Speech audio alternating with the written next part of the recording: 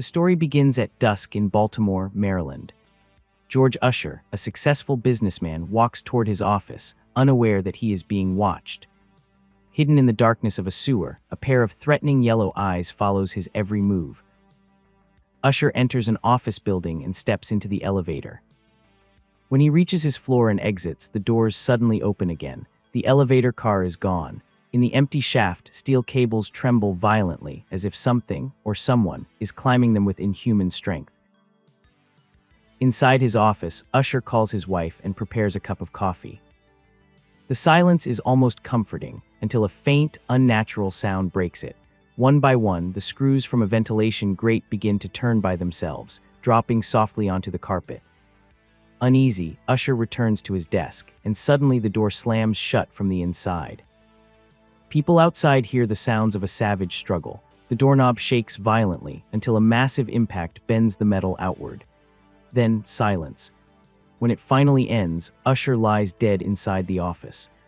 The ventilation grate has been perfectly screwed back into place as if nothing had happened. In Washington, D.C., FBI agent Dana Scully meets Tom Colton, a former classmate from the FBI Academy. Colton is ambitious, confident, and openly arrogant. He mocks the reputation of Fox Mulder, known throughout the Bureau as spooky, and sarcastically asks Scully whether she has already seen any Martians. Despite his attitude, Colton admits he is overwhelmed by his latest case. 3 victims have been murdered in sealed locations, with no possible points of entry. In every case, the killer ripped out the victim's liver using bare hands. Intrigued by the physical impossibility of the crimes, Scully suggests the case could qualify as an X-file. After some resistance, Colton reluctantly agrees to allow Mulder to join the investigation. At the crime scene in Baltimore, tension fills the air immediately. Colton greets Mulder with open sarcasm, asking if he believes aliens are responsible for the murders. Used to ridicule, Mulder leans into his reputation, deliberately playing the role of the crazy. While the rest of the team searches for conventional evidence, Mulder notices something unusual. On the ventilation grate, he finds a fingerprint, one that appears unnaturally elongated. Colton dismisses the discovery at once, insisting it is physically impossible for any human being to fit through an air duct only 8 inches wide. Back at the X-Files office, Mulder shares something Colton knows nothing about. The murders are not isolated incidents. They are part of a pattern that dates back more than a century. Mulder explains that there were 5 victims in 1903, 5 more in 1933, and another 5 in 1963. In every case, the signature is identical, the liver removed by hand. According to the pattern, the killer still needs 2 more victims to complete the current cycle. Scully struggles to accept the idea. Believing Mulder would mean accepting the existence of a killer more than 100 years old, possessing strength and agility far beyond human limits. Despite her doubts, and despite the ridicule coming from the violent crimes section, Mulder and Scully decide to begin covert surveillance at the locations of the previous murders. Determined to follow FBI protocol, Scully develops a psychological profile of the killer and persuades Agent Fuller, Colton's superior, to authorize surveillance at the buildings connected to the previous murders. That night, Scully stands watch alone in the parking garage of George Usher's office building. Mulder suddenly appears beside her, questioning her strategy. He explains that the killer will not return to this location because he has already proven he can conquer it. As Mulder prepares to leave, a faint metallic tapping echoes through the structure. The sound is coming from inside an air duct. Both agents move quickly toward the noise and call for backup. Moments later, a pale, timid-looking man crawls out of the narrow ventilation shaft. He introduces himself as Eugene Victor Tooms, an employee with Animal Control. Colton and the other agents are convinced they have their suspect and celebrate the arrest on the spot. Tooms remains calm and cooperative. He claims he was responding to a report of a dead cat trapped inside the ventilation system, giving him a seemingly airtight alibi.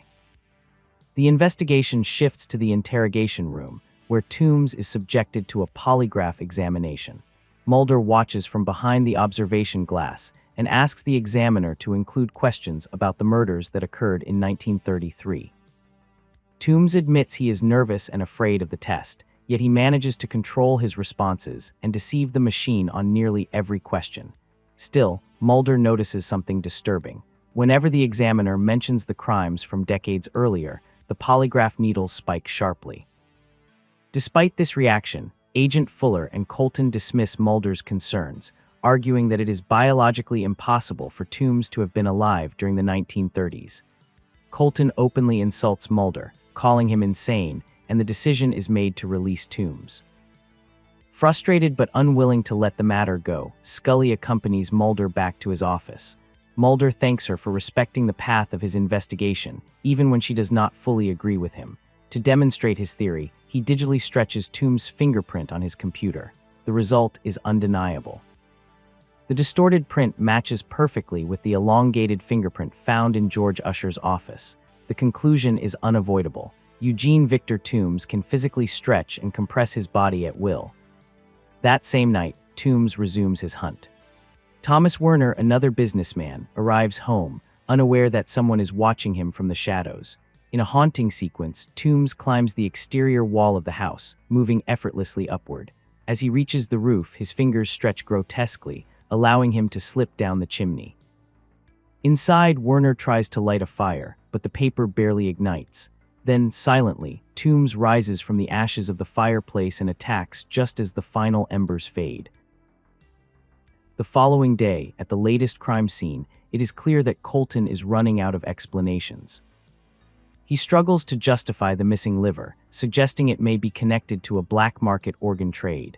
Even the local detectives reject the idea, pointing out how crude and violent the attack clearly was. When Mulder and Scully arrive, the tension immediately escalates. Colton tries to block their access to the house, but Scully firmly reminds him that interfering with a federal investigation could permanently damage his career. Mulder examines the fireplace and finds another elongated fingerprint, identical to the others. As he studies the scene more closely, he notices something important. An object is missing from the mantelpiece. The pattern becomes clear. Tooms does not only take livers, he also takes trophies. Mulder immerses himself in old microfiche records and uncovers a census document from 1903 listing the name Eugene Victor Tooms. Even more disturbing, the address on the record matches the location of the first known liver extraction murder. Trying to remain grounded in logic, Scully suggests it could be an ancestor with the same name. Mulder, however, is convinced there is no coincidence. He believes it is the same man. Continuing their search through archived case files, Scully discovers a lead that could finally confirm Mulder's theory. Frank Briggs, the detective who investigated the murders in 1933. Mulder and Scully visit Briggs at the Lynn Acres nursing home. The retired detective is visibly shaken by the memories. He tells them he never forgot the overwhelming sense of pure evil he felt at the crime scenes all those years ago. Briggs then hands them a box of evidence he secretly kept for decades, unable to let the case go. Inside are original crime scene photographs from 1933. In every image, Tooms looks exactly the same as he does now, unchanged by time. Briggs also shows them a preserved piece of human liver in a glass jar and explains something crucial. Tooms always stole small personal items from his victims, objects with no real value, taken purely as trophies. Following Briggs's information, the agents travel to an abandoned apartment building at 66 Exeter Street, the same place where Tooms lived in 1903. As soon as they enter, Mulder senses something wrong. The air feels heavy, and the building seems to vibrate with an unnatural presence. Inside a ruined apartment, they discover a hidden opening behind an old mattress. It leads down into a forgotten coal cellar beneath the building. Deep in the basement, they uncover the full extent of the horror. There is a collection of trophies accumulated over an entire century, including the item missing from Thomas Werner's home. Even worse, they find the nest, a grotesque structure made of chewed-up newspapers and filthy rags, coated in a thick, sticky substance. Scully identifies the substance as human bile. Mulder concludes that Eugene Tooms is a genetic mutant who enters a state of hibernation every 30 years. To survive the long sleep, he must consume 5 human livers to sustain his metabolism until the next cycle begins. As they leave the basement, Scully briefly snags her necklace on something in the darkness. She doesn't notice the movement above her. From the wooden beams in the ceiling, a hand slowly stretches downward. It is Tooms. He silently watches her from above and with chilling precision steals her necklace before disappearing into the shadows. The hunter has chosen his next victim. At 11:30 in the morning, Mulder waits outside the abandoned Exeter Street building with agents Kennedy and Kramer, who mock him openly, calling him spooky. At the same time, back at Bureau headquarters, Agent Colton explodes in anger at Scully, furious that she is using his men to monitor a building condemned 10 years earlier. Colton finally reveals his true motivation. He admits that he originally asked to work with her because he respected her abilities, but now he is desperate to remove her from the case because of her association with Mulder. In an act of pure arrogance, Colton cancels the surveillance operation without informing Mulder, leaving him alone and unprotected. Scully, outraged, warns Colton that his career will end in total failure and storms out of the office. What she does not know is that Eugene Tooms is watching her from the bushes across the street. At 7:25 that evening, Mulder arrives at the Exeter Street building and is horrified to discover that no one is on surveillance. He rushes into the basement and among the trophies inside the nest finds Scully's necklace. Panic sets in. Tooms has chosen his fifth victim and is ready to complete the cycle. Mulder tries to call Scully, but the phone lines in her apartment have already been cut. At home, Scully prepares to take a bath, venting her frustration with Colton into Mulder's answering machine. Suddenly, a drop of yellow bile falls from the ceiling onto her hand. Instantly alert, Scully reaches for her gun and moves cautiously down the hallway. Without warning, Tooms bursts through a ventilation grate in the floor and grabs her leg, pulling her down and knocking the weapon from her hand. The struggle is desperate.